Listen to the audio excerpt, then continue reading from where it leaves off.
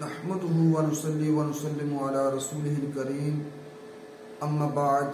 فاعوذ بالله من الشيطان الرجيم بسم الله الرحمن الرحيم قال الله تبارك وتعالى في القرآن المجيد والفرقان الحميد يا أيها الذين آمنوا لا تلهكم أموالكم ولا أولادكم عن ذكر الله وَمَنْ يَفْعَلْ ذَلِكَ فَأُولَئِكَ هُمُ الْخَاسِرُونَ۔ اللہ تبارک و تعالی نے پارہ نمبر 28 سورۃ المنافقون کی آیت نمبر 9 کے اندر ارشاد فرمایا کہ اے ایمان والو، تمہاری اولاد اور تمہارے مال تمہیں اللہ کے ذکر سے غافل نہ کرے۔ جو ایسا کرے وَمَنْ يَفْعَلْ ذَلِكَ فَأُولَئِكَ هُمُ الْخَاسِرُونَ، جو ایسا کرے تو وہی لوگ نقصان اٹھانے والے ہیں۔ حضرت سیدنا امام محمد بن احمد ظاہری رحمۃ اللہ تعالی علیہ نقل کرتے ہیں کہ مفسرین کرام رحمہم اللہ السلام فرماتے ہیں کہ اس آیت مبارکہ میں اللہ تعالیٰ کے ذکر سے کون سا ذکر مراد ہے؟ آیا کہ بندہ تسبیح لے کر بیٹھ جائے اور اللہ اللہ کرتا رہے، یہ ذکر مراد ہے یا کوئی اور ذکر مراد ہے؟ آپ فرماتے ہیں نہیں، بلکہ جو قرآن کے اندر اللہ تعالیٰ نے فرمایا ان ذکر اللہ، اللہ کے ذکر سے، یہاں پر ذکر سے مراد ہے وہ مفسرین نے فرمایا کہ 5 وقت کی نماز مراد ہے، کہ 5 وقت کی نماز جو ہے اس کو اللہ تعالیٰ کے ذکر سے تعبیر فرمایا گیا ہے۔ اور جو شخص اپنے مال و دولت، خرید و فروخت، معیشت و روزگار اور ساز و سامان اور اولاد میں مصروف رہے اور نماز کی پرواہ نہ کرے اور نماز کو وقت پر ادا نہ کرے تو وہ لوگ نقصان اٹھانے والوں میں سے ہوتے ہیں۔ اللہ تعالیٰ نے فرمایا جو ایسا کرے گا وَمَنْ يَفْعَلْ ذَلِكَ فَأُولَئِكَ هُمُ الْخَاسِرُونَ، کہ جس کی اولاد یا جس کا مال اس کو نماز پڑھنے میں آڑ بنے تو وہ لوگ جو ہیں وہ نقصان اٹھانے والے ہیں۔ تو سرکار مدینہ صلی اللہ تعالی علیہ وآلہ وسلم نے ارشاد فرمایا کہ قیامت کے دن بندے کے جو نامہ اعمال میں سب سے پہلے اس سے سوال ہوگا وہ نماز کے متعلق ہوگا۔ اگر اس کی نماز درست ہوئی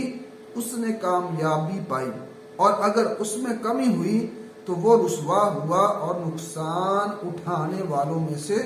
ہوگا۔ ایک اور حدیث مبارکہ سماعت فرمائیں۔ حضرت سیدنا عبادہ بن صامت رضی اللہ تعالی عنہ سے روایت ہے کہ نبی رحمت، شفیع امت، شہنشاہ نبوت صلی اللہ تعالی علیہ وآلہ وسلم کا فرمان عالی شان ہے، جو شخص اچھی طرح سے وضو کرے پھر نماز کے لیے کھڑا ہو، اس کے لیے رکوع اور سجود کی رات وغیرہ اس کو مکمل کرے تو نماز کہتی ہے اللہ تعالیٰ تیری حفاظت کرے جس طرح تو نے میری حفاظت کی، یعنی کہ جس طرح نماز پڑھنے کا حق تھا تو نے مجھے ویسے ہی پڑھا ہے، تو ایسی نماز کہتی ہے کہ اللہ تعالیٰ تیری حفاظت کرے جس طرح تو نے میری حفاظت کی ہے۔ پھر اس نماز کو آسمان کی طرف لے جایا جاتا ہے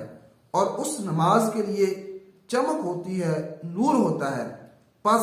اس نماز کے لیے آسمان کے دروازے کھولے جاتے ہیں حتیٰ کہ اسے اللہ تبارک و تعالی کی بارگاہ میں پیش کیا جاتا ہے اور وہ نماز اس نمازی کی شفاعت کرتی ہے، اور اگر وہ بندہ اس نماز کے رکوع، سجود، قیام وغیرہ، قرات وغیرہ مکمل نہ کرے تو نماز کہتی ہے اللہ تعالیٰ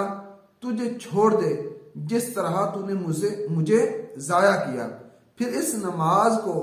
اس طرح آسمان کی طرف لے جایا جاتا ہے کہ اس پر تاریکی چھائی ہوتی ہے، یعنی کہ اندھیرا ہوتا ہے، اور اس پر آسمان کے دروازے بند کر دیے جاتے ہیں، اور پھر اس کو پرانے کپڑے کی طرح لپیٹ کر اس نمازی کے منہ پر مارا جاتا ہے۔ تو پیارے اور محترم اسلامی بھائیوں،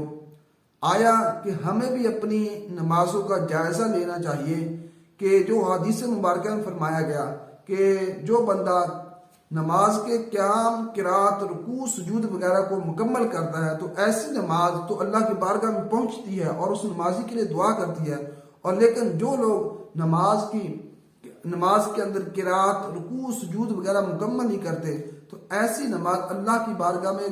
تو کیا پہنچے گی، اس کے لیے آسمان کے دروازے نہیں کھولے جاتے. تو آیا ہمیں کوشش کرنی چاہیے، ہمیں سوچنا چاہیے کہ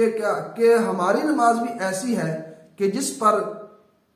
نور ہو، چمک ہو اور اسے اللہ کی بارگاہ میں پہنچایا جائے، یا پھر ہماری نماز ایسی ہی ہے کہ اس پر تاریکی ہوتی ہے، اس پر اندھیرا شائع ہوتا ہے، اس کو اللہ کی بارگاہ میں نہیں لے جایا جاتا، بلکہ اس ایسی نماز کے لیے آسمان کے دروازے ہی بند کر دیے جاتے ہیں، اور ایسی نماز کپڑے کی طرح لپیٹ کر بندے کے منہ پر ماری جاتی ہے. تو ہر بندے کو کوشش کرنی چاہیے کہ نماز کو مکمل طریقے کے ساتھ، درست طریقے کے ساتھ سیکھ کر اس کو پڑھنا چاہیے. دعا ہے کہ اللہ رب العزت